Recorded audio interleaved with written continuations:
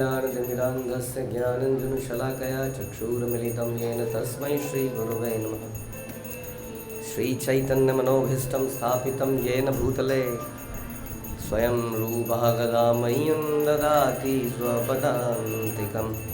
वन्देऽहं श्रीगुरौ श्रीयुतापदकमलं श्रीगुरुन् वैष्णवांश्च श्रीरूपं साग्रजातं सहगण रघुनाथान्वितं तं सजीवं साद्वैतं सावधूतं परिजनसहितं कृष्णचैतन्यदेवं श्रीराधाकृष्णपादान् सहगण ललिता श्रीविशाखान्वितांश्च। हे कृष्ण करुणा सिंधु दीनबंधु जगतपते गोपेश गोपिका कांत राधा कांत नमस्तुते। तप्त कांचन गौरांगी राधे वृंदावनेश्वरी वृषभानुसुते देवी प्रणमामि हरिप्रिये। वाञ्छाकल्पतरुभ्यश्च कृपा सिन्धुभ्येव च पतितानां पावनेभ्यो वैष्णवेभ्यो नमो नमः। जय श्री कृष्ण चैतन्य प्रभु नित्यानंद श्री अद्वैत गदाधर श्रीवासादि गौर भक्तवृंद।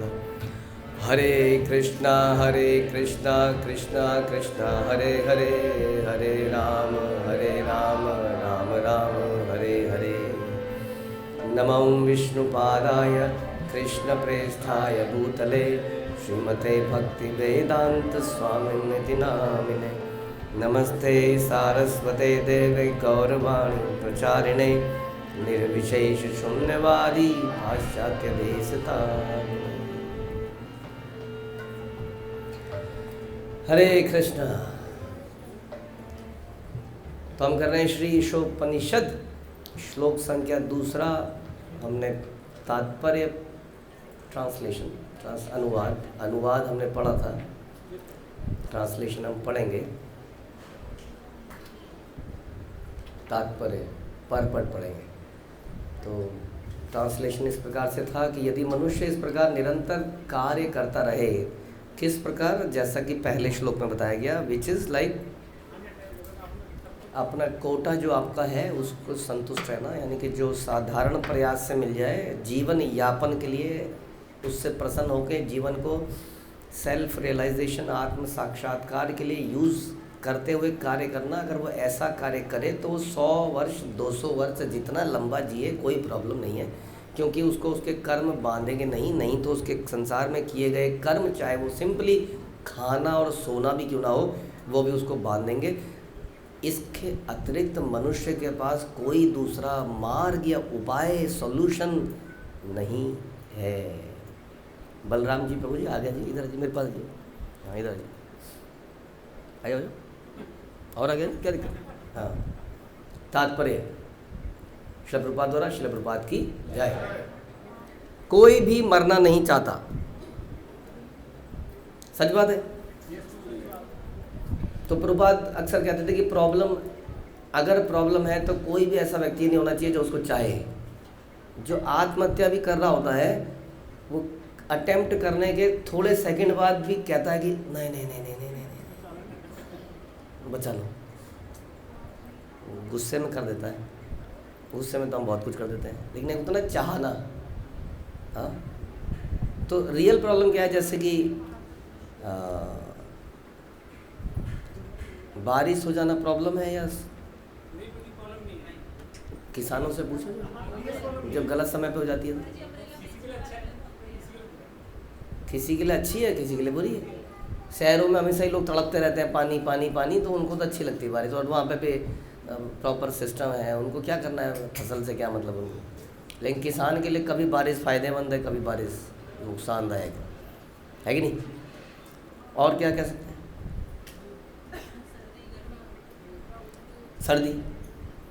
सर्दी तो सभी के लिए प्रॉब्लम है। अच्छी किसके लिए है? कह रहे हैं गीजर बिजनेस के लिए, जैकेट बिजनेस के लिए। वो तो चाहते हैं कि सर्दी आए, नहीं तो सर्दी ठप हो जाती है। गर्मी तो किसी के लिए सबके लिए वो है बुरी। अगर गर्मी पड़े ही ना तो लोग एसी ना खरीदा उस सीज़न में। आज मुझे कोई बता रहा था कहाँ पर, हाँ पालमपुर में भी और भी कहीं, हाँ, यूके में मेरी बात हो रही थी, तो मैं सरप्राइज़ था। इस बार उन्होंने कहा यूके में पहली बार लोगों ने इस बार एसी खरीदे हैं और बहुत बिके इस बार एसी यूके में। गर्मी हो गई वहाँ, गर्मी होती है वहाँ तो हमेशा ही ठंड है। तो कह रही थी इस बार एसी वालों का वहाँ पे एकदम से सही बिजनेस बढ़िया हो गया। तो गर्मी उनके लिए अच्छी रहेगी नहीं, गर्मी उनके लिए अच्छी रहेगी। तो इसलिए प्रभुपाद कह रहे हैं कि मरना कोई नहीं चाहता है। तो ये वास्तविक प्रॉब्लम है। भगवान गीता में बोलते हैं कि त्रायते महतो भयात, कि अगर कोई भक्ति करता है तो महान भय से उसका मुक्ति मिल जाती है। जैसे कि हम लोग धन एकत्रित करते हैं तो कुछ कुछ भय से मुक्ति मिल जाती है, आगे जाके खाएंगे क्या, बीमार होंगे तो क्या होगा, कुछ कुछ। और कुछ लोग जिम जाते हैं, वर्जिश करते हैं, तो उनको लगता है कि हाँ अब हम आगे जाके ठीक रहेंगे। तो ये सब भय है। संसार में अलग अलग तरह के भय हैं। कौन कौन से भय हैं बताइए? किस किस चीज़ से डर लगता है? डर किससे लगता है? जोर से बोलो। किडनैपिंग से ओके। पानी से डर लगता है, टीचर से, आग से है, डिजास्टर, जानवरों से, जंगल में, ऊंचाई से, अपनी बुराई से, बूढ़ा होने से, मरने से। तो इन सब में भगवान ने बोला महान भय है, एक भय महान भय। कौन सा है वो मृत्यु है। त्रायते महतो भयात। इसलिए यदि कोई भक्ति करता है तो इस भय से भी मुक्ति हो जाता है। अभय चरणार बिंद, हाँ, भजऊं रे मन श्री नंदनंदन। यदि वो श्री नंदनंदन का भजन करता है तो वह हमें अभयता प्रदान करते हैं। किस चीज़ से? मृत्यु से। वास्तविक भय, अमरता प्रदान कर देते हैं। वास्तविकता में यही है। अदरवाइज भक्त के जीवन में कोई भय रहता है तो फिर नित्यानंद प्रभु हरिदास ऐसी भाग लिए जगाई मदाई के मारने पर। हाँ, लीला। आपके पीछे भागेंगे कोई ऐसे तो क्या करोगे आप? तो फिर आप भक्त नहीं हो। फॉलो करेंगे लीला को। तो हमारे जीवन में भी भय आते रहते हैं, कई सारे भय रहते हैं भैया। भक्त लोग भयभीत रहते ही हैं। जिसकी पत्नी भक्ति में नहीं है वो घर जाते हुए भयभीत रहता है। आज संडे के दिन पूरे इसमें करके अब जब घर जाऊंगा तो क्या होगा पता नहीं। 4 घंटे हो गए तो भयभीत रहेगा ना थोड़ा सा, या वाइस वर्षा। पत्नी जाएगी तो वो गएगी। तो कितने तरह के भय रहते हैं, हमारे भी रहते हैं। तो भगवान हमें भयों से दूर करते हैं, लेकिन वास्तविकता में मृत्यु का भय से, जो वास्तविक भय है, उस भय के कारण बहुत सारे भय हैं। आप बताइए इस संसार में कौन सा ऐसा भय है जो कौन कौन से भय आपने बताए? पानी का भय। अब मछली को पानी का भय लगता है? नहीं। ऊंचाई से, चिड़िया को ऊंचाई से भय लगता है? नहीं। तो ये वास्तविक भय नहीं है ना। ये तो अगले जन्म में आपको चिड़िया का शरीर बना देंगे, आप वो बैठ जाओगे बिल्कुल कहीं ऊपर जाके। एकदम कोने में बैठ सकती है चिड़िया, एकदम कोने में चट्टान के बैठ क्या सकती है, वहाँ से छलांग मारी। भय है उसको ऊंचाई का, ख़त्म हो गया ना। पानी का भय, अगर मछली बन गया तो पानी का भय ख़त्म हो गया। तो ये भय तो दूर किए जा सकते हैं। कोई ऐसे भय नहीं है इतने बड़े बड़े जो ऐसे जो अभी हमने बोले। ये अलग अलग शरीरों के कारण अलग अलग भय है। जैसे हम कुछ दिन पहले बता रहे थे, एक डॉग है, उसको अपनी पत्नी का भय रहेगा। आज पूरे दिन नालियों में मुंह मारता हुआ इतनी देर से कहाँ से आया है, कहेगी उसकी पत्नी? कहेगी? इसी तरह सोचिए जो जो आपको भय है। लोग कहते हैं कि संडे को उन्हें भय होता है कि मंडे को ऑफिस जाना है, एक भय है। अगेन जानवर शरीर को भय है कि मंडे को ऑफिस जाना है? कोई भय नहीं। तो ये तो शारीरिक अलग अलग शरीरों में अलग अलग प्रकार के भय हो सकते हैं। चिड़िया में भी अलग भय है। चिड़िया हमेशा दाना खाती है, हम तो आराम से खाते हैं, वो हमेशा बार बार खाते खाते ऐसे देखती रहेगी, फिर खाएगी, फिर ऐसे देखती रहेगी। आपने हल्का सा ऐसे किया तो फुर से उड़ जाएगी, बेमतलब नहीं। आप खाते हुए आप चाहते हो कि नहीं आराम से खाया जाए? आपकी मम्मी बोल देती है खाते हुए जरा पानी लिया, खाने भी नहीं देते हैं। बोलते हैं कि हमारे बच्चे बोलते होंगे आप लोगों को। तो आदमी अब चिड़िया क्या खाए बेचारी, कितनी बार उड़ जाती है अपने खाते हुए। हमेशा ही भयभीत है वो, ऐसा थोड़ी इसलिए भयभीत नहीं है। तो हर कोई भयभीत है, लेकिन वो भय क्यों है बताइए? क्योंकि उसने कोई शरीर धारण किया हुआ है, उस शरीर से रिलेटेड उसके भय हैं। आत्मा के आते ही ये सारे भय समाप्त हो जाते हैं, आत्मा की स्थिति में आते ही। इसलिए भगवान त्रायते मैं तो व्याध, उस महान भय से हमें दूर कर देते हैं, इस शरीर को हटा के हमारे से, बस और कुछ करना नहीं है। शरीर है तो भय है, शरीर नहीं है तो भय नहीं। तो क्या करना चाहिए हमें? हमें छत से कूद जाना चाहिए, शरीर त्याग देना चाहिए। मतलब नहीं, ऐसे शरीर छूटता नहीं है, तुरंत दूसरा शरीर मिल जाता है। तो ये समस्या है, शरीर ऐसा त्यागा जाए कि फिर से ना मिले, वो वास्तविक प्रॉब्लम का सलूशन है। इसे कह रहे प्रभुपाद कोई मरना नहीं चाहता, प्रत्येक व्यक्ति जब तक खींच सकता है तब तक जीना चाहता है, जब तक खींच सकता है। मरते मरते भी चाहे उसके शरीर में बहुत सारी बीमारियां हो जाए, फिर भी वो यही चाहता है कि थोड़ा सा और, बच्चे थोड़े से बड़े हो जाते हैं, उनकी शादी हो जाती, थोड़े से उनके बच्चे हो जाते, थोड़ा सा उनके बच्चे समझ जाते, इत्यादि इत्यादि। वो खींचना ही चाहता है। जैसा मैं उस दिन बता रहा था कि प्रभुपाद ने लिखा एक जगह पर कि एक व्यक्ति ने लिटरली बोला अपने डॉक्टर को कि मेरी उम्र बढ़ा दीजिए। ठीक है जी, उम्र आदमी कितनी बोलेगा, 2-4 दिन बढ़ा दी, उसने कहा 4 साल बढ़ा दीजिए। बिल्कुल क्लियर, क्योंकि उसके जो प्रोजेक्ट प्लान था वो 4 साल तक था कुछ, कि ये फैक्ट्री सेटल हो जाएगी, ये हो जाएगा ना, 4 साल किसी तरीके से मेरी उम्र बढ़ा दीजिए। पॉसिबल ही नहीं है, करे उसके हाथ में ही नहीं, वो कैसे बढ़ाएगा। तो इसलिए जब तक वो खींच सकता है तब तक व्यक्ति जीना चाहता है, चाहे वो कष्ट में ही क्यों ना हो।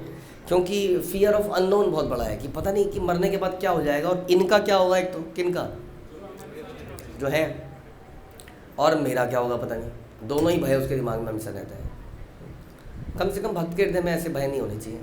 उसको ये सोचना चाहिए कि भक्त का तो अच्छा ही होगा, जो भी होगा। भगवान के धाम में नहीं भी गया तो उसको बढ़िया जगह मिलेगी फिर से, और उसके परिवार वाले, उनको भगवान ही रक्षा करेंगे। भगवान ही अभी भी रक्षा कर रहे थे, अब आगे भी वही रक्षा करेंगे। तो इसलिए भक्त को भय नहीं होना चाहिए, जितना वो और गहराई में जाएगा। यह प्रवृत्ति केवल व्यष्टिक रूप से ही नहीं देखी जाती, अपितु सामूहिक रूप से जाति, समाज और राष्ट्र में भी देखी जाती है। समस्त जीवों में विकट जीवन संघर्ष चल रहा है, और वेदों का कहना है कि यह बिल्कुल स्वाभाविक है। जीवन संघर्ष चल रहा है चारों तरफ हमेशा। आप देख लीजिए, हर जीव को अपनी रक्षा करनी आती है, और भगवान ने उसकी व्यवस्था भी कर रखी है। कर रखी है, बताइए क्या व्यवस्था कर रखी है जीव की रक्षा के लिए?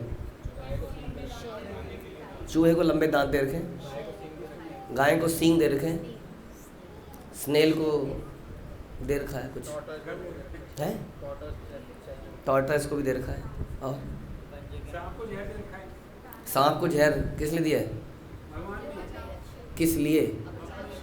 तभी तो आप, अगर आपको जरा सा भी पता चल जाए कि सांपों में जहर नहीं है, फिर तो सांपों की एक ही दिन बेचारा रेंगता हो जाएगा। आप चलते चलते पैर रखोगे, फच कहाँ जा रहा है, अभी तो डरोगे, पैर रखते ही उलट के मारेगा। मारोगे तो अभी भी सोच के मारोगे, अगर पता लग जाए नहीं है फिर तो। बिच्छू को भी इसलिए दे रखा है, नहीं? मधुमक्खी को दे रखा है। देखिए, मधुमक्खी काटने से मर जाते हैं लोग, पता है वो? अगर ज़्यादा मक्खी खा जाए तो आदमी मर जाता है, कई बार ऐसा होता है। खतरनाक, ये सारे आत्मरक्षा के लिए दे रखा है, क्योंकि इसको क्या कहते हैं? जीवन संघर्ष। यानी कि हर कोई सरवाइव करना चाहता है, कंटिन्यू रहना चाहता है इस जीवन में, और उसके लिए वो दूसरे को मारने से भी समय आने पर चूकता नहीं है। ये कह रहे हैं ये स्वाभाविक, वेद भी कह रहे हैं ये स्वाभाविक हो चुका है, ऐसा ही है। ऐसा क्यों है बताइए? आपको क्या लगता है ऐसा क्यों है? आत्मा की वजह से। ठीक कह रहे हैं, क्योंकि हम समझते हैं कि हम कभी मरे ना, इसलिए वो चाहता है कि वो कभी मरे ना, इसलिए वो उसके लिए संघर्ष करता है। तो संघर्ष क्यों करता है फिर? बात तो ये है,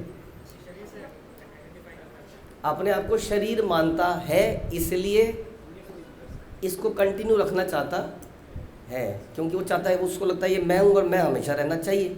क्या मैं हमेशा रहना चाहिए? आपका क्या कहना है? क्या हमें हमेशा रहना चाहिए? चाहिए, क्योंकि हम आत्मा है, इसलिए हमें हमेशा ही रहना चाहिए। चाहिए क्या?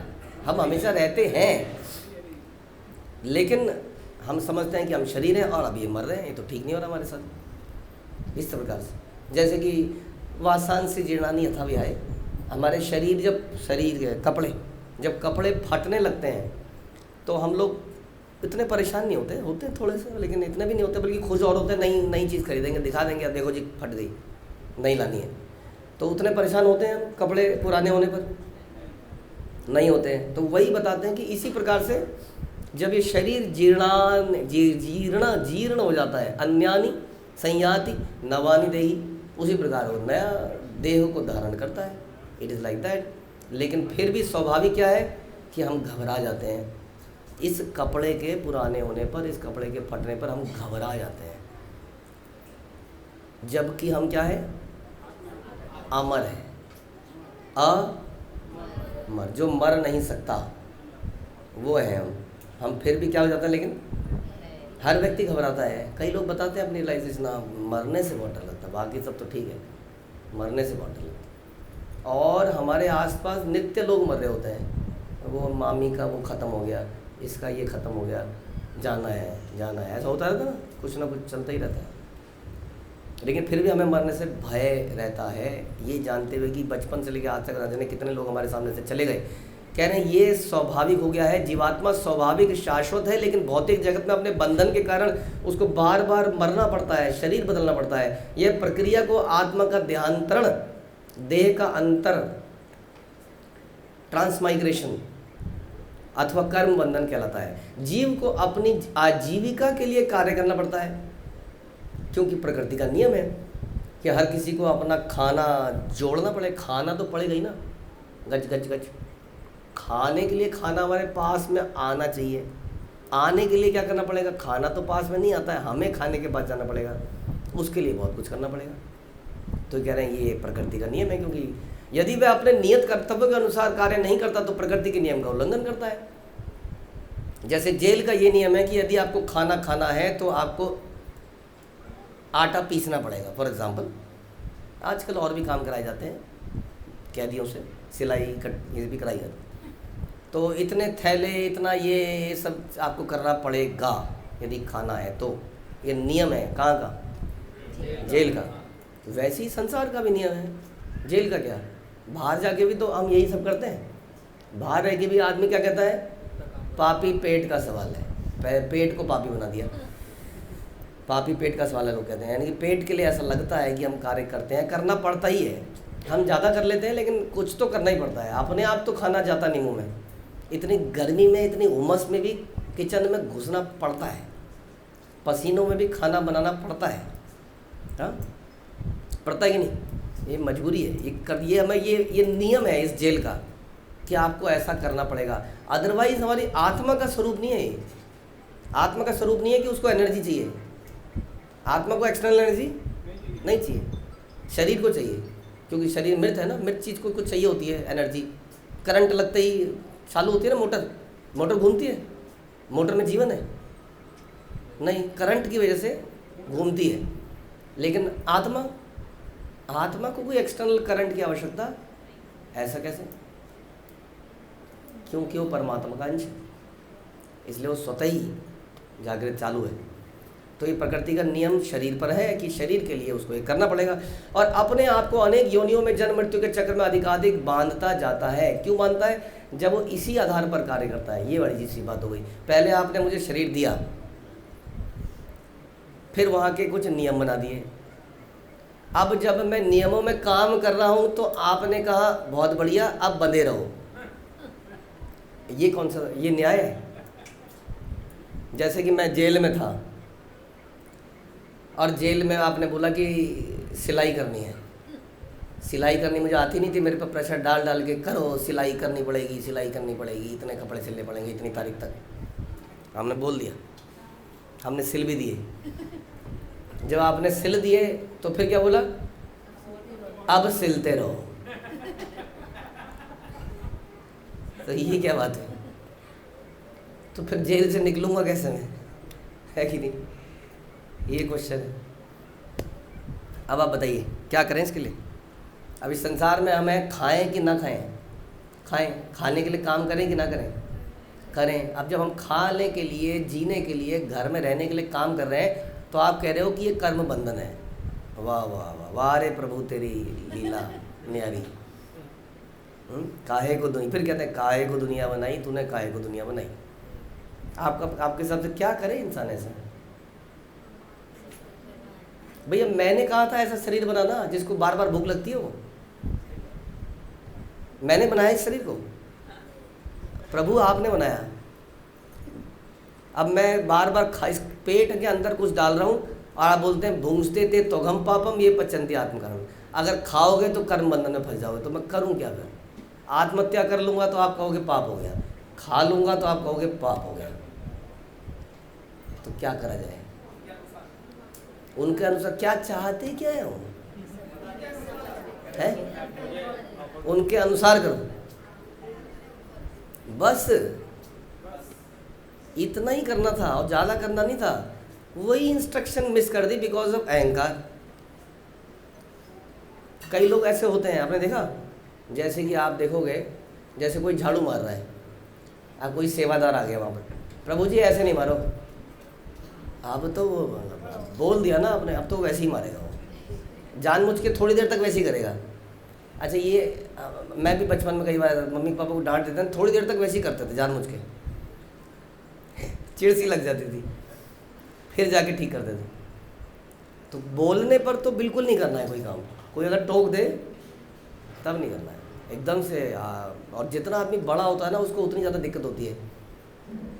बच्चों के सामने बता रहे हैं, बड़ों के साथ काम कराना बाप रे बहुत मुश्किल काम, ख़ास तौर पे जब जहाँ पर ये अकेले काम ना करना हो। इनको अकेले काम बहुत बढ़िया कर देंगे ये सारे, कहीं दो लोगों को आपस में बात करने को बोल दी जाए, फिर देखिए क्या होता है यहाँ। हम तो वही देखते देखते परेशान हैं। उसमें भी वो अपने डिपार्टमेंट से एसोसिएट कर लेता है, ये मेरा डिपार्टमेंट है, ये उसका डिपार्टमेंट। जान से तो उसको कुछ जवाब देने से पहले मेरे से बात कर लियो, सोच समझ के बोलेंगे क्या बोलना है। करते हैं लोग भैया, तो उसको लगता है ये मेरा, उसके अंदर भी ये मेरा है, ये मेरा डिपार्टमेंट है और ये उसका डिपार्टमेंट है। इसलिए हम कहते हैं कि कौन सी टीमें आपस में बात कर रही हैं, बात करना ही तो सबसे मुश्किल है। कर लो बात कर लो, मैंने मना कि जब भी टाइम मिले कर लेना।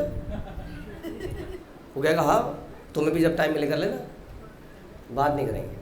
तो अहंकार की वजह से आदमी क्या नहीं करता है। हम क्या कहना चाह रहे हैं, काम सारे करता है, लेकिन बस आपने बोला भगवान के अनुसार खाना था, सोना था, पहनना था, बस जरा सा चेंज था उसमें, ज़्यादा चेंज नहीं था, खाना ही था। खाने के लिए काम करने के लिए भगवान कहते हैं, भगवान कहते हैं खाने के लिए काम करना चाहिए। कुछ मना कर रहे हैं, कुछ हाँ कह रहे हैं, बिल्कुल क्लियरली कहते हैं भगवान कि हर किसी को अपने वृत्तिपरक कार्य करने चाहिए, 100% करना चाहिए उसको। जो उसके सन्यासी को कुकिंग करना अलाउड नहीं है ना, गृहस्थ आश्रम में उसको करना है, करना ही करना है। तो काम करने को भगवान मना नहीं करते हैं, लेकिन उनके अनुसार करने को कहते हैं। अब अनुसार में ही सारी समस्या है, ये ऐसे थोड़ी होता है, ऐसे क्यों करें? आप आ जाओ करके देख लो जरा, कलयुग में क्या मुसीबत आई हुई है, आपने बोल दिया बस, करके देखो जरा। इस ज़माने में देखो जरा, आपकी 16,000 थी, एक को मेंटेन करके देखो इस ज़माने में, तो पता चले आपको आटे दाल का भाव। आपके ज़माने का थोड़ी बार्टर सिस्टम, ये सिस्टम वो सिस्टम, एक एक रोकड़ा कमाना पड़ता है। आपके तो सारे शरणागत हैं पत्नियाँ, यहाँ देखो एक पत्नी को प्राप्त करने के लिए भगवान ने कितने, हाउ मेनी सांड थे वो, 8 सांड को कंट्रोल किया था, भगवान ने भी कंट्रोल किया था। हमारे बस की है नहीं, लेकिन तो कहते हैं कि आपने तो, अब हमें बोल रहे हैं बड़ा मुश्किल ज़माना हो गया है, ऊपर से AI हो रहा गया है, पता नहीं किस दिन नौकरी चली जाए, तो कैसे आदमी जिंदा रहे, कैसे जिए। तो इसलिए इंस्ट्रक्शन पे थोड़ा ट्रस्ट भी नहीं है। भगवान यदि कहते हैं कौन त्या प्रति जानी ना में भक्त क्षण प्रणश्यति, तो हमें डाउट भी है ही उसके ऊपर कि ऐसे थोड़ी होगा, करना तो पड़ेगा ही ना। फिर वही बात आ गई, करना तो है लेकिन उनके अनुसार करना है, जो इस श्लोकों में बताया गया है। समझ में आ रहा है? केवल इतना ही अंतर था बस, उनके अनुसार। अनुसार के लिए क्या करना पड़ेगा फिर बताइए, उनके अनुसार क्या है जी, बताइए चलो, क्या उनके अनुसार क्या चाहते हो? वो चाहते हैं फिर उसके लिए वो कहते हैं कि किसी इंस्टीट्यूट में जाके एडमिशन लो, पहले कहते हैं। आप लोगों ने कितनी यूनिवर्सिटियां बना दी हैं, कितने स्कूल बना दिए हैं, कितने, हमारे ज़माने में सच में नहीं थे इतने। हर गली में स्कूल, कॉलेज, यूनिवर्सिटी खुलता जा रहा है। तो आप लोग भी तो यूनिवर्सिटी में जा रहे हो हर चीज़ के लिए, वैसे वो भी कह रहे हैं आप भी यूनिवर्सिटी में जाओ, गुरु साधु शास्त्र वाली यूनिवर्सिटी में जाओ। क्या शास्त्र के हिसाब से गुरु आपको बताते हैं, वहाँ पर बताया जाएगा कि उनके अनुसार कैसे खाना पीना सोना है, ये करना है। कह रहे अन्य योनियों में भी जन्म मृत्यु का चक्र चलता है, लेकिन जब मनुष्य योनि खास तौर पर प्राप्त होती है तब वह कर्म के बंधन से मुक्त होने का अवसर है, बाकियों में नहीं है। यहाँ पर मुक्त होने का अवसर उसको है यदि वो भगवान के अनुसार कर ले, बस इतना ही। कहते हैं कि भगवत गीता में बताया गया है कि कर्म क्या है, अकर्म क्या है, विकर्म क्या है। जो कार्य किसी के नियत कर्तव्यों के रूप में शास्त्रों में बताए गए हैं वे कर्म कहलाते हैं। ध्यान से सुना आपने, जो कि नियत कर्म शास्त्रों में बताए गए हैं वो क्या कहलाते हैं, कर्म। और कर्म से ही बनेगा क्या, कर्म योग। सही बात है कि नहीं, सोच समझ के बोलना जरा। तो कर्म जो है, कौन सा कर्म, कर्म क्या बताया अभी, क्या है, नियत कर्म जो पापा बताते हैं, शास्त्र बताते हैं। तो ये भगवान के अनुसार हो गया कि नहीं, ये कर्म कहलाता है। तो फिर अकर्म क्या है, जैसे मुझे खाना बनाना है गर्मी में और मैंने शास्त्र के अनुसार खाना बनाया, मैंने शास्त्र के अनुसार खाना बनाया मतलब मैंने मे बी नॉन वेज नहीं बनाया, कुछ कुछ चीज़ें नहीं बनाई जो नहीं बनानी चाहिए। और एक तरफ दूसरा आदमी है तो ये तो हो गया कर्म, क्योंकि गृहस्थ को बनाना चाहिए खाना और दूसरों को बांटना भी चाहिए। तो मैंने बांट भी दिया, बाहर आलू पूरी बांट दी मैंने। अब एक दूसरा व्यक्ति था मेरे साथ में, तो ये क्या था, पहला वाला कर्म, उसने खाना नहीं बनाया, तो ये क्या हुआ, अकर्म। कर्म ना करना क्या कहलाता है, अकर्म। नहीं, विकर्म तो अलग ही चीज़ है। देखो कर्म अगर करना हुआ तो अकर्म मतलब क्या हो गया, ना करना। संस्कृत पढ़ी है आप लोगों ने? नहीं, लेकिन वो तो शास्त्रों में उल्लिखित है, वही किया मैंने, तो वो तो कर्म हो गया, यानी कि अच्छा, वो अच्छा रहा। कांड वर्ड लगा दिया इसमें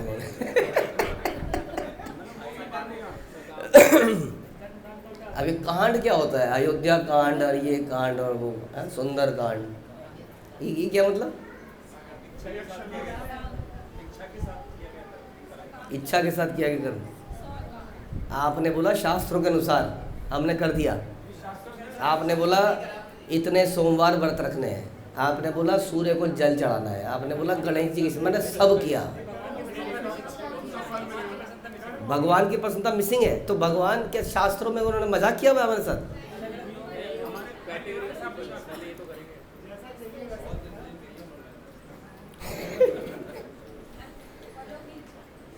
तो भगवान ने शास्त्रों में इतनी कंफ्यूजन क्यों कर दी,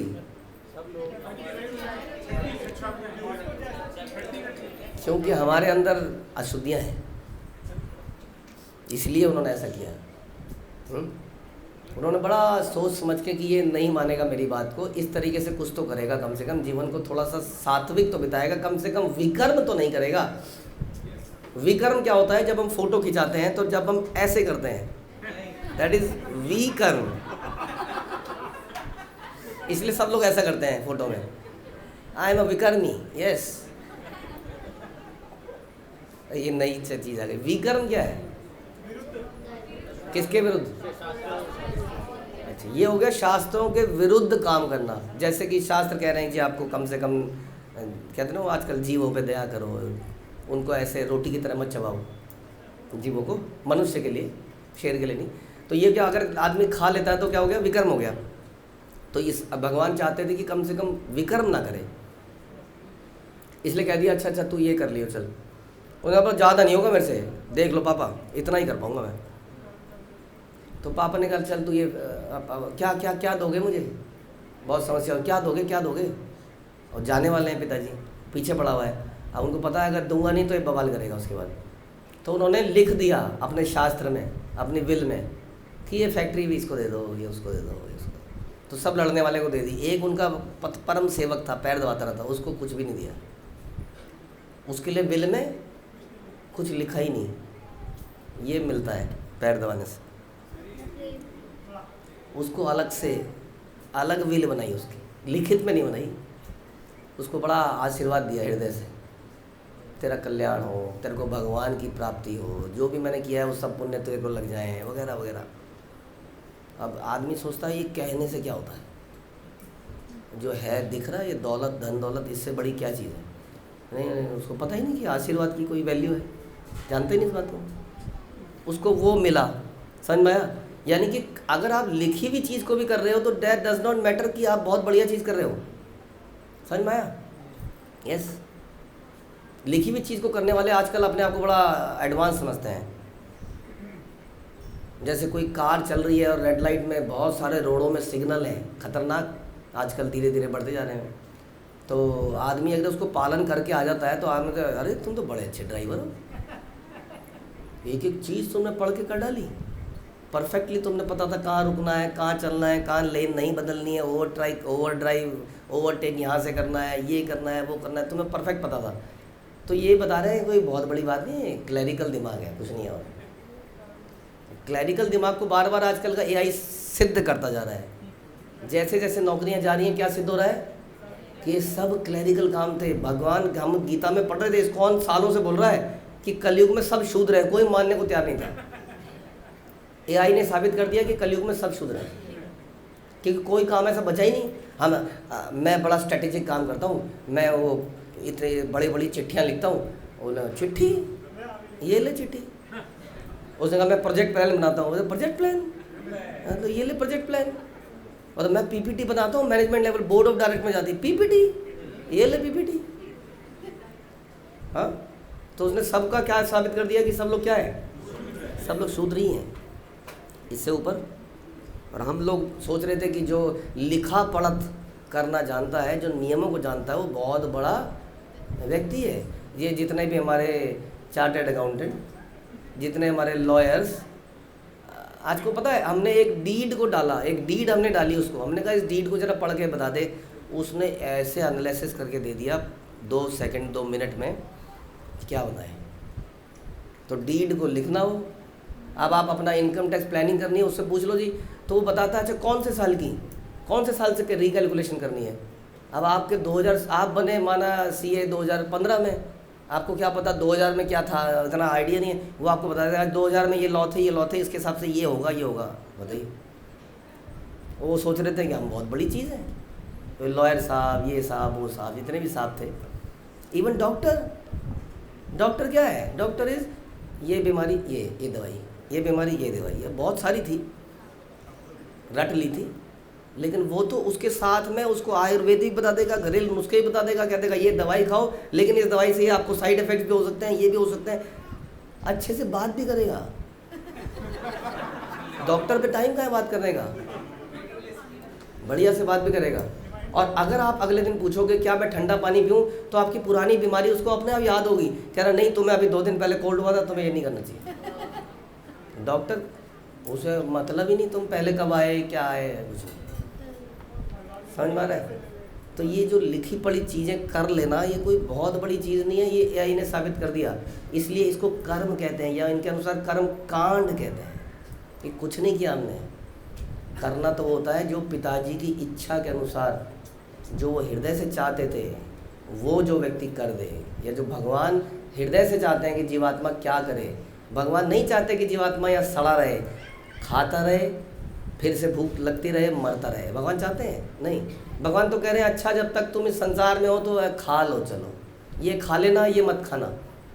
लेकिन उनके परम भक्त जानते हैं कि भगवान हम कुछ नहीं खाएंगे जिसमें आपका सलाइवा नहीं मिला होगा, उसमें आपका प्रेम नहीं होगा, तो हम नहीं खाएंगे। हमारे अंदर प्रेम नहीं है, लेकिन भगवान, हम लोग प्रेम पैदा जरूर करना चाहते हैं, हमसे गलती हो गई है। हमें कुछ भी नहीं चाहिए संसार का, ना धनम, ना जन्म, ना सुंदरिम कविताम व जगदीश काम है। हमें कुछ भी नहीं चाहिए, हमें आप चाहिए। उसके लिए आप उसके लिए क्या करूं, फिर वो हमारी विल अलग से लिखी जाती है। समझ में आया? वो विल कहाँ पर नहीं है? नहीं, कोर्ट कचहरी में तो है ही नहीं। ये वाली विल जो भक्तों के लिए लिखी गई है, ये कहाँ पे नहीं है? संसार में तो है ही नहीं, वेदों में नहीं है।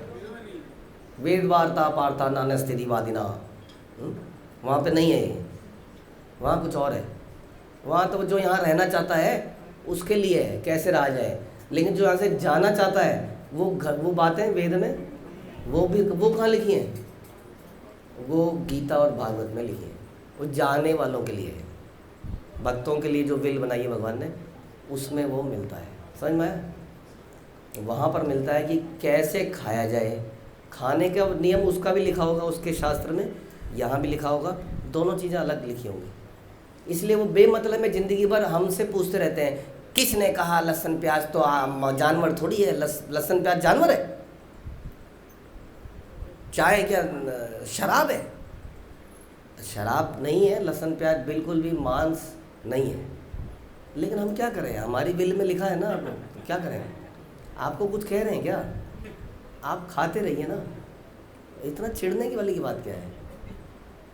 लेकिन जिसको यहाँ नहीं रहना है उसके लिए है, हम बता रहे हैं कि उसको नहीं खाना चाहिए। ऐसा भगवान ने हमें बताया, ऐसा गुरु परंपरा में बताया। भाई ये बात है, इसमें झगड़ने वाली कौन सी बात है? अगर आपको कंटिन्यू करना है तो आप कंटिन्यू करिए, नो प्रॉब्लम। और आपको जानवरों की तरह रहना है तो फिर मांस भी खा सकते हैं, उसमें भी कोई प्रॉब्लम नहीं है। अगली यूनिट मांस खाने वाली बने। जो कर्म मनुष्य को जन्म मृत्यु के चक्र से मुक्त करते हैं वे अकर्म कहलाते हैं। ये मुक्त करने वालों के लिए है। क्लियर हुआ? इसमें ज़्यादा पूछना पाछना मत करो, ऐसा क्यों, ऐसा क्यों, ऐसा क्यों होता है, हाँ ऐसा क्यों होता है, प्ले करते हुए कपड़े क्यों फट जाते हैं? फट जाते हैं यहाँ फट जाते हैं। चोट क्यों लग जाती है? यहाँ लग जाती है क्योंकि यहाँ का पर्पस कुछ और है, हम कुछ और करना है। आपको पसंद नहीं है तो फिर क्या कर रहे हो यहाँ पर? क्या कर रहे हो? You have to understand why you are here. आप यहाँ किस लिए हैं? आनंद भोगने की ये जगह ही नहीं है, तो जगह ही जाने वालों के लिए है। जो जाना चाहता है, जाने के लिए कष्ट भोगना पड़ेगा, तपस्या करनी पड़ेगी। हाँ, कौन सी ऐसी जगह थी जहाँ पर आपको शिक्षा दी जा रही थी इससे पहले? ज़रा बताइए, कौन सी ऐसी जगह थी जहाँ आपको शिक्षा दी जा रही थी इस लेवल पे जाके? कौन सी ऐसी जगह थी जहाँ पर कंटिन्यूसली ऐसी शिक्षा दी जा रही थी? कितने दिन, कितने हो गए आप लोगों को, कितने साल हो गए आप लोगों को? हाँ जी, कितने लोग कितने सालों से सुन रहे हैं आप लोग? कोई बताएगा? लास्ट कितने साल? 18 साल से सुन रहे हैं। बीच में रुकावट के लिए खेद तो हुआ होगा कभी? रुकावट के लिए खेद देने वाले की तरफ से, लेने वाले की तरफ से नहीं। दूरदर्शन ने बंद किया, आपका टीवी खराब हुआ होगा, बंद हुआ। 18 साल तो इनको हो गए, इनसे ज़्यादा हुआ है जी किसी को? 18 साल से सुन रहे हैं जी। ऐसा कहाँ हुआ था जी बताइए? ऐसा पहली बार हुआ है 17-18 सालों में। ऐसा हर बार हुआ है 17-18 सालों में, ऐसा हर बार हुआ है। तो ऐसा काम, अब अगर ऐसा मिल रहा है तो वाई यू आर सेइंग कि ऐसा क्यों है, आज ऐसा क्यों है, आज ऐसा भूल जाइए। उसके लिए जाइए, वहाँ वो कस्टमर केयर डिपार्टमेंट होता है ना, complaint box, customer care department, वो इस तरफ नहीं है, यहाँ नहीं है वो। यहाँ कुछ और ही पर्पज़ है, ये समझने का आपको प्रयास करना पड़ेगा, नहीं तो आप इसलिए जो मुक्त करने के लिए कर्म है उसको अकर्म कहते हैं। अब उसमें आदमी पूछता नहीं है कि ऐसा क्यों वैसा क्यों, इतना टाइम कहाँ है पूछने का, बताइए। कई बार लोगों ने भी मेरे से पूछते देखे ये कई क्वेश्चन का, मैंने कहा था जी मुझे नहीं पता जी, मुझे मेरे 90% क्वेश्चन का आंसर मिल गया था, 10% मैंने छोड़ दिए। अगर आप भी आज मेरे से पूछोगे कि आदमी चांद पे तो गया है प्रभु जी, तो मैं कहूँगा जी गया होगा मेरी बला से। प्रभुपाद ने कहा नहीं गया तो मुझे मतलब नहीं है, मेरे हिसाब से तो नहीं गया, जहन्नुम में गया होगा वो। मतलब साइंस प्रूव कर रही है तो चले तो वहीं चले जाओ। अब आप पूछो जी आत्मा, आप कहते हैं आत्मा तो बिल्कुल शुद्ध है। जब आत्मा शुद्ध है तो ऊपर से गिरी कैसे, मुझे पहले ये बताओ। अब आज मैं कहता पता ही नहीं जी, मुझे पता ही नहीं कैसे गिरी, मैं क्या बताऊँ आपको। तो मेरे 90% क्वेश्चन सॉल्व हो गए थे। संसार में मुझे नहीं मिल रहा था इनका आंसर। व्हाट इज बिहेवियर, हम वो प्ले बना रहे थे उस साको एक क्वेश्चन पूछ रहा था सबसे, क्या कह रहा था कि ये जो 6th रूल है, 6th कमांडमेंट क्या है, मतलब दाऊ शैल नॉट किल, तो इसका आंसर कोई नहीं दे पा रहा था उसको। तो कह रहे थे तुम मारते क्यों।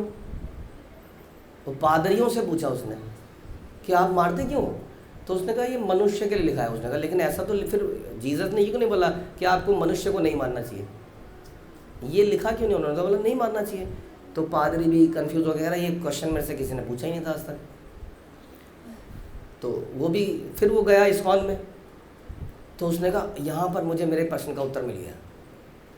तो जब आपके मेजर प्रश्नों का उत्तर मिल जाए, अब आपको कैसे बताएं कि आत्मा यहाँ 10,000 वहाँ हिस्सा है, वहाँ पे जाके उसके चतुर्भुज कैसे बन जाते हैं प्रभु जी, वो कपड़े कैसे बदलती होगी प्रभु जी रोज़, वहाँ पे शादी होती है प्रभु जी, वहाँ पे मुंह दिखाई देनी पड़ेगी। हमें नहीं पता भैया, हमें पता है वैकुंठ होता है, उसकी बहुत डिटेलिंग करी गई है। इतनी लेवल की डिटेलिंग की चटनी का स्वाद वहाँ कैसा होता होगा, अच्छा ही होता होगा। उसके लिए क्या करना पड़ेगा, उसके लिए जाना पड़ेगा, बाकी चीज़ें वहीं पे बताई जाएगी। वहाँ जाने का रास्ता बता रहे हैं आपको। आप कहोगे आप कैसे आप पे भरोसा कर ले, आप तो हर चीज़ में ऐसा कह दोगे कि इतना बता दिया इसको समझ लो बस। फिर मतलब यही तो आप लोग करते हो, जो समझ नहीं आई उसमें ऐसा बोल दिया। बोलिए अंधविश्वास, अंधविश्वास कर रहे हैं इसका, आपकी चुप्पी के मतलब अंधविश्वास कर रहे हैं आप लोग। क्या बोलेगा कोई, आप क्या बोलोगे आप किसी को। सारे क्वेश्चन के आंसर आपके मिल गए, मेजर मिल गए। तो क्वेश्चन के आंसर क्या यहाँ पे पढ़ने लिखने आए थे और कुछ नहीं हुआ। जीवन में परिवर्तन हुआ, कितना बड़ा परिवर्तन हुआ है। हमारा क्या गुरु है तारे ही देश, बोलना सीखिए। ये जो चुप रहना सीख गए ना हम लोग, इसी से बेड़ा गर्क हो रहा सारा। हाँ, इसे किलसने से कुछ नहीं होगा। अगर CA IITians किलस रहा है कि MBA जाके बक बक बक बक बक बक कर देता है, तो आप भी बक बक करना सीख जाइए। किलस क्यों रहे हैं, सीखिए। तो आप हमें क्यों नहीं आ रहा बक बक करना, भाई हम ये बोल ही नहीं पा रहे कि हमारे जीवन में परिवर्तन क्या आया। खिसिया से रह जाते हैं वो, शर्मा से। शर्माना नारी का एक वो है, ऐसे हमेशा ही शर्माना। हाँ, अब मुंह दिखाई पे उसने मुंह ही नहीं दिखाया, घूंघट नहीं, उसने ऐसे जोर से पकड़ लिया, वो खींच रहा है उसको। फिर इस शर्म आ रही है मुझे। खोलना पड़ेगा ना कभी तो, कहीं तो वहाँ पे अलाउड है ना, तो वहाँ तो मुँह तो खोलिए। जब भगवान कह रहे हैं कि हमारा क्या गुरु है, बताइए आपके जीवन में क्या परिवर्तन आया है। सारे लोग टीवी चैनलों में दिखा दिखा के नकली अपने ही आदमी बिठा देते हैं सामने, उन्हीं से बुलवा के रिकॉर्डिंग बनाए थे। जब से यहाँ आया मेरा ये हो गया, मेरा वो हो गया, पहले मैं ऐसा था फिर मैं ऐसा हो गया। और हमारी तरफ से कुछ आवाज़ ही नहीं निकलती है, क्या हो गया क्या नहीं हो गया, पता नहीं क्या, समझ नहीं आता। एक तो लगता है कि ज़्यादा बोलेंगे तो कुछ काम दे देंगे। अच्छा तेरे साथ इतना हुआ ना, तेरा डोनेशन कितने दे रहे हो, डोनेशन। इतना घबराते क्यों है। आज हम आपको बोल रहे हैं, आपको कोई बोले डोनेशन तो बोलना जी नहीं देनी है मुझे, बस। इसमें क्या इतनी परेशानी हो गई। सेवा कोई दे रहा है, नहीं करूँगा जी, इसलिए नहीं कर सकता हूँ, बस। कोई प्रॉब्लम नहीं है इसमें। कम से कम बोलिए कि क्या परिवर्तन हुआ है, इससे पता चलेगा कि हाँ परिवर्तन है, यानी कि जो मेरे को प्रश्नों के उत्तर मिले हैं उससे मेरे जीवन में भी परिवर्तन है। अब जो मुझे प्रश्नों के उत्तर नहीं मिले, मुझे पूछने ही नहीं है, मुझे नहीं पता, समझना ही नहीं है मुझे कि जीवात्मा पहले कैसे गिर गई, हाँ जीवा का फॉल कैसे हुआ, ये एंड वो, मुझे कुछ मतलब नहीं है। हाँ, उन सब चीज़ों में मुझे जाना ही नहीं है। तो ये होता है, ये इसलिए मैंने इसलिए बोला यहाँ ये बताया गया था कि जो अकर्म है वो आपको जन्म मृत्यु से मुक्त करते हैं। जिसको मुक्ति चाहिए वो question answer, useless question answer नहीं करता, ये ऐसा क्यों हो रहा है, ये ऐसा क्यों हो रहा है, यहाँ पर ऐसा क्यों हो रहा है। लूट लिया गया, किसी को लूट लिया गया, आप लोगों को गुरुकुल में लूट लिया गया। कितने एडमिशन फी होती है किसी स्कूल में? 80,000 रुपये। बुक्स के पैसे कितने लगते हैं? 8,000, 88,000। और पता नहीं कपड़े लगते होंगे, कितने लगते होंगे? 20-22 हज़ार कपड़ों के, और मिसलेनियस तो 90, 1,10,000 हो गया ये। आपको हमने कितने दिए यहाँ पर एडमिशन में? 5 और 2 7 और 2 9, शायद 9 10 11 10 11। अब क्या, व्हाट आर यू डूइंग? आप क्या पूछ रहे हैं और क्यों पूछ रहे हैं? ऐसा क्यों और वैसा क्यों? या कांग्रीगेशन में कितना खा लिया होगा और कितना दे दिया होगा? क्या दिया? क्वेश्चन है सारा। तो फिर इतने सवाल है क्यों? संसार में तो दिए जा रहे हैं, भर भर के दे रहे हैं, तो फिर वहाँ क्वेश्चन नहीं पूछ रहे हैं, यहाँ पर क्वेश्चन पूछ रहे हैं। इसलिए बोल रहे हैं हम आपको कि यहाँ पर बता रहे हैं कि अकर्म वो है, वो तो कर्म है सारे जो आप कह रहे हो, जो लिखा गया है उसको करना। प्रभु जी लिखा था ना, यहाँ लिखा था ये दी जाएगी, ये दी जाएगी, वो लिखे पढ़त में मत जाइए। That is not the purpose. Purpose क्या, उसको समझिए। तो अकर्म क्या है बताइए?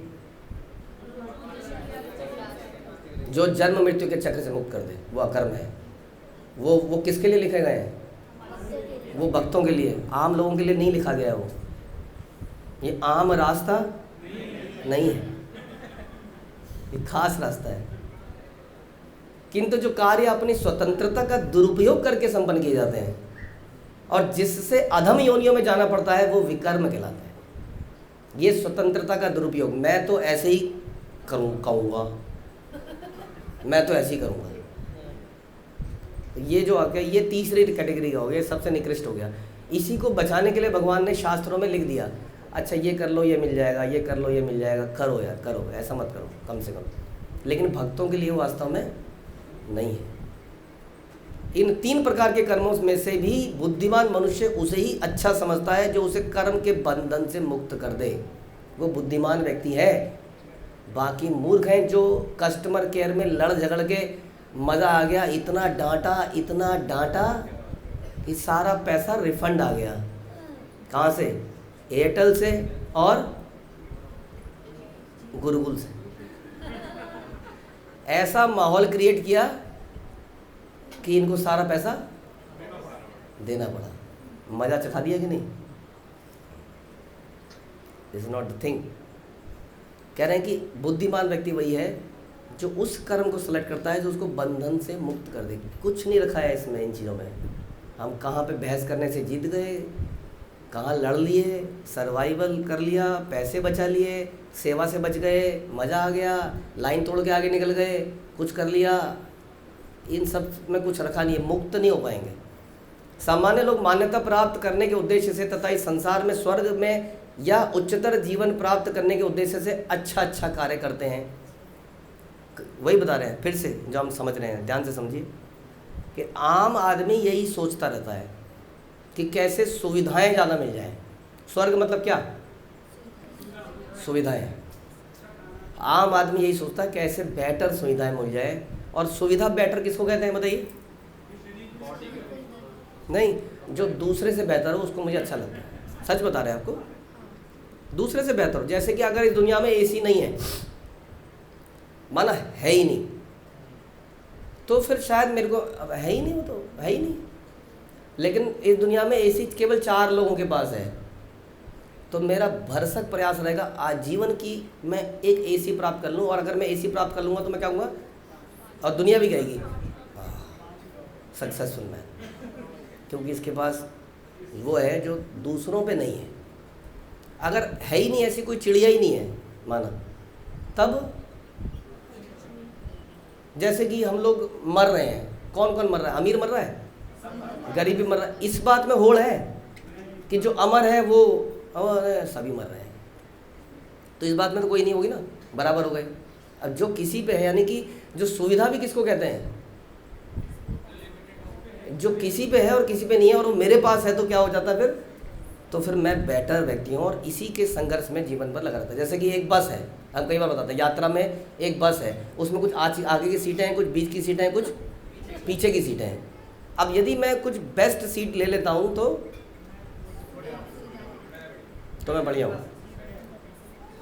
और अगर कुछ नियम लिखा था और मैंने किसी से बहस करके उसके मुंह पे सुना दिया और उसको समझा दिया कि देखो ऐसे करना पड़ेगा, कर्म के अनुसार, मतलब जो लिखा गया है उसी के अनुसार मैंने दिखा दिया और किसी को वहाँ से खड़ा करा दिया और मैं वहाँ पर बैठ गया, और फिर मतलब ऐसे ही होता है। देखो जी, यहाँ बोलना पड़ता है, बोले बिना कुछ नहीं होगा, चिल्लाना पड़ेगा। माँ भी तभी दूध देती है जब बच्चा रोता है, रो माता जी रो। तो ये कह रहे हैं यहाँ पर कि आपको प्राप्त हो गया, बहुत अच्छी बात है, बट आपको क्या नहीं मिला? आप मुक्त नहीं हो पाए, आप इसी चक्करों में पड़े रह गए आजीवन। न्याय अन्याय, न्याय अन्याय, न्याय अन्याय, चोरों के बीच में न्याय अन्याय, ये बता रहे हैं यहाँ पे। बुद्धिमान पुरुष यह भली भांति जानते हैं कि अच्छे या बुरे कार्य समान रूप से मनुष्य को भौतिक कष्टों से बांधते हैं। समझने का प्रयास कीजिए, बड़ा साफ साफ लिखा गया है। अच्छा या बुरा दोनों बांधते हैं। अब एक इसमें से एक कैटेगरी और भी है। एक भाई साहब पीछे बैठे रह गए, पीछे की सीट में। अब उनके अंदर इतनी हिम्मत नहीं थी कि सुना दें किसी को, उनको भी लग रहा है उनके साथ हुआ तो अन्याय ही है। अब वो पूरी बस में क्या कर रहे हैं? कुछ नहीं है, गरीब को कौन पूछता है, हम गरीब हैं, हम छोटे लोग हैं, हमारा कुछ नहीं हो सकता। हाँ, तो इस तरह का भी आदमी है एक। तो ये तो कौन हो गया? अच्छे और बुरे कार्य हो गए ना। एक ने कुछ किया और साबित करके उसको प्राप्त हो गई, और एक नहीं कर पाया। तो जो बुद्धिमान व्यक्ति है वो कौन है? दोनों में से कौन को क्या कहेगा? इन दोनों में से कौन बेटर है बताइए? दोनों बेवकूफ़ है, दोनों बेवकूफ़ है। बस में जाने का पर्पस क्या था? भक्तों के संग में धाम यात्रा करना। और उसका पर्पस क्या था? उसका पर्पस क्या था? भगवान को, गुरु को प्रसन्न करना, ताकि इस संसार से निकल जाना। तो क्या होगा? वो दोनों तो अटके ही रह जाएंगे, लेकिन ये व्यक्ति निकल जाएगा। तो ये व्यक्ति है कौन? बीच वाला, आगे वाला, पीछे वाला, ये कौन है व्यक्ति? ये तो बता दो, ये बैठा कहाँ है? नहीं, ये कौन है? इसकी डेफिनेशन क्या है? अरे अकर्म वकर्म तो बाद में बताएंगे, पहले बताइए कि डेफिनेशन क्या है इसकी। ये वो व्यक्ति है, प्रभु जी यहाँ बैठ जाओगे? बैठ गया। 2 घंटे बाद प्रभु जी वो ना कुछ सीट की प्रॉब्लम आ रही है, आप ये सीट उनको दे दोगे? वाह, ये अच्छा मजाक बना रखा है, कभी यहाँ बैठ जाओ कभी वहाँ बैठ जाओ, वही बात हो। मैं घंटा हूँ कि कोई बजा के चला जाए। लेकिन उस व्यक्ति ने कुछ नहीं कहा। उसने हाँ, मैंने सारा फैला लिया है।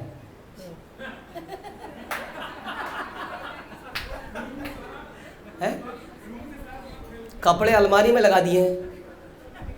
आप देखो, हम तो कभी यात्रा में जाते हैं, कपड़े अलमारी भी होती है तो अलमारी में रखते ही नहीं है। उसके कई कारण है। एक तो वो छूट जाते हैं उसमें, बैग से निकालो, और दूसरा कि कभी भी बोला जाएगा ये आपका रूम नहीं है जी, थोड़ी देर में। मिसमैनेजमेंट है, बेकार है। मैं कितना समझाता हूँ कि अच्छे लोग रखो, लोग बेवकूफ़। एक आदमी ने बोला, प्रभु जी आप तो अच्छे हो लेकिन आपके पास लोग बेवकूफ़ हैं।